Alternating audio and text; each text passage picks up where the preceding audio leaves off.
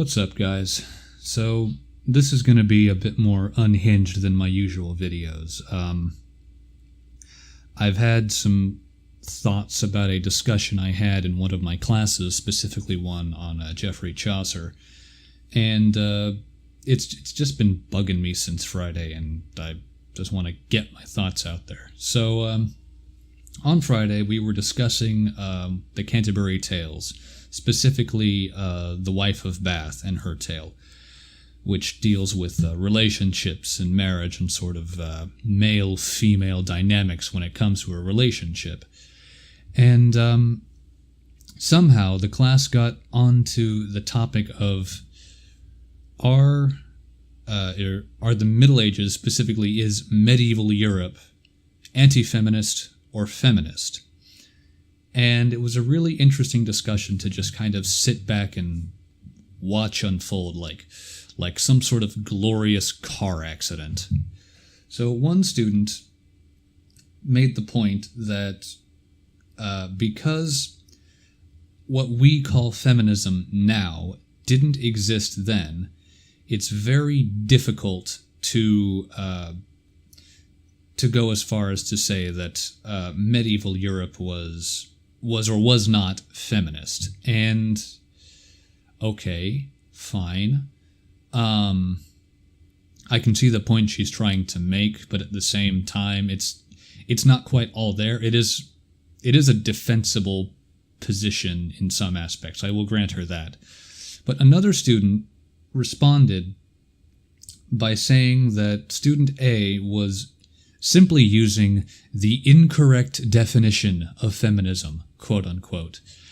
And well, the things that Chaucer was writing down went against the societal norms, and what he's espousing, because it falls in line with our modern interpretation of feminism, you can only then describe medieval Europe as being anti-feminist, which that's some logical gymnastics right there, because I'm more willing to concede the point that modern feminism didn't exist, therefore the label doesn't really apply.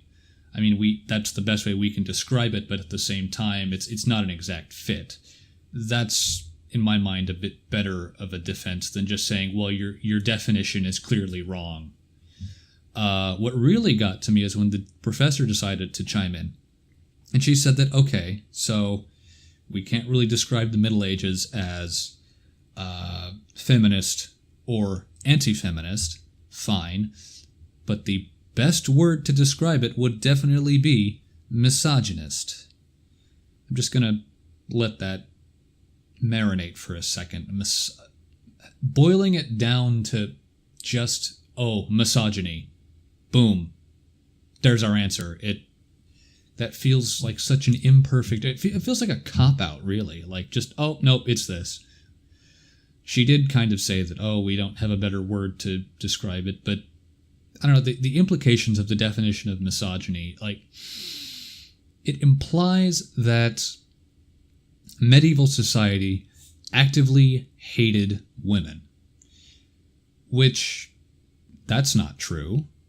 If that were the case, I think women would be treated a lot worse than they were in the Middle Ages. If you can follow my logic here, women were more or less the protected class in medieval society. True, they didn't really have the same rights and responsibilities as men, but you don't see women going off to fight in wars, generally speaking. You don't see women going out to build houses or cut down trees for lumber and things like that. There were certain societal norms that were just that's the way things were. Really, that's the best answer I have. It was a social imbalance. I prefer to use that term because it's a bit more. It places less intent on society. Like to say, medieval Europe was misogynist. That kind of implies that there was some sort of malicious intent, at least in my mind. Maybe I'm wrong. Maybe I have it all wrong, and I'm willing to admit that.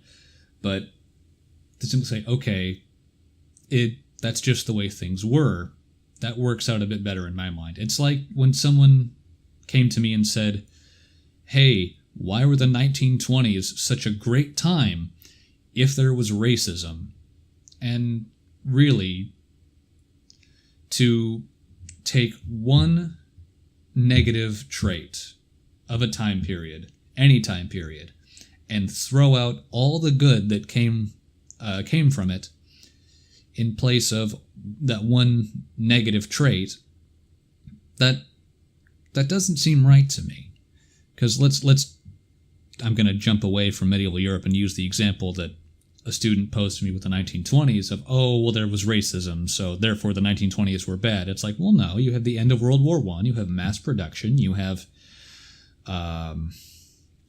things like jazz music, things like civil rights coming up. Well, at least women's rights. Well, women's rights was that's not the same thing. Ignore that. But I mean, there were. I can say that there were definitely changes in fashion trends that made it more acceptable for women to wear like short skirts or things like that. Maybe I think it was knee high, knee length skirts. So anyway, I'm just kind of putting things together. I only slept for about 4 hours last night, so I'm a little incoherent. But you know, that's what happens when you just rant into a mic for 10 minutes or whatever it's been. So, all right, I'm gonna just go ahead and cut things off there. If you got some thoughts or corrections, things you want to bring to my attention, go ahead and shoot me just leave a comment and I will definitely get back to you. I read them all. I don't delete anything. Yeah. So take it easy, guys. Buck out.